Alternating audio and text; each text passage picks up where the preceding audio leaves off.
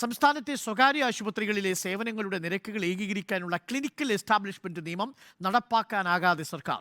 ആശുപത്രി മാനേജ്മെന്റുകളുടെ എതിർപ്പിനെ തുടർന്നാണ് ചികിത്സാ പരിശോധനാ നിരക്കുകൾ ഏകീകരിക്കാൻ കൊണ്ടുവന്ന നിയമം തുലാസിലായത്. മാറ്റങ്ങൾ വരുത്തിയില്ലെങ്കിൽ നിയമവുമായി സഹകരിക്കില്ലെന്ന് സ്വകാര്യ ആശുപത്രി മാനേജ്മെന്റുകളും വ്യക്തമാക്കി.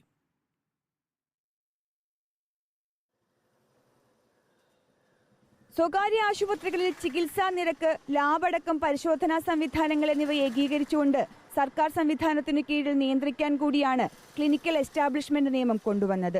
ഡോക്ടർക്ക് ചികിത്സാ പിഴവുണ്ടായാൽ ആശുപത്രി ലൈസൻസ് ഉൾപ്പെടെ റദ്ദാക്കാനുള്ള വ്യവസ്ഥയും നിയമത്തിലുണ്ട്.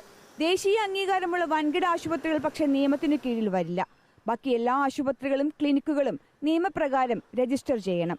താൽക്കാലികമായ ആദ്യ രജിസ്ട്രേഷനും പിന്നീട് 3 വർഷം കൂടുമ്പോൾ പുതുക്കുന്ന സ്ഥിരം രജിസ്ട്രേഷനും.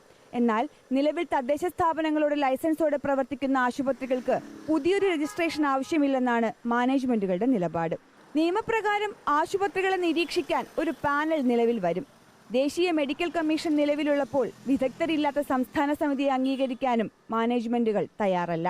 ക്ലിനിക്കൽ എസ്റ്റാബ്ലിഷ്മെന്റ് ബില്ലിലെ ചില അപാകതകൾ മുഖ്യമന്ത്രിയോടും ആരോഗ്യവകുപ്പ് മന്ത്രിയോടും മറ്റധികാരികളോടുമൊക്കെ തന്നെ ഇന്ത്യൻ മെഡിക്കൽ അസോസിയേഷൻ ചൂണ്ടിക്കാണിച്ചിട്ടുണ്ട്. ഇന്ത്യൻ മെഡിക്കൽ അസോസിയേഷനെ സംബന്ധിച്ചിടത്തോളം ചെറുകിട ആശുപത്രികളുടെ ചില പ്രവർത്തനങ്ങളെ അത് ഗുരുതരമായി ബാധിക്കുകയും അത് ചികിത്സാ ചെലവ് വൻതോതിൽ കൂടുവാൻ ഇടയാക്കുകയും ചെയ്യും എന്നുള്ള ഒരു ആശങ്ക ചൂണ്ടിക്കാണിച്ചിട്ടുണ്ട്. നിരക്ക് ഏകീകരിച്ചാൽ സാധാരണക്കാരന് ഒരുപാട് സഹായകരമാകുമായിരുന്നു ഈ നിയമം. അതിനിതുവരെ സാധിച്ചിട്ടില്ല. വൻകിട ആശുപത്രികളിലെ പിഴവിന് ആരുത്തരം പറയുമെന്നതിലും ഒരു വ്യക്തതയുമില്ല. ചുരുക്കത്തിൽ സ്വകാര്യ ആശുപത്രികളെ നിയന്ത്രിക്കാനും സാധാരണക്കാർക്ക് ഏകീകൃത നിരക്കിൽ ചികിത്സാ സംവിധാനം ഒരുക്കാനുമായി കൊണ്ടുവന്ന ഒരു ബില്ലാണ് ഇങ്ങനെ പൊടിതട്ടി ഇരിക്കുന്നത്.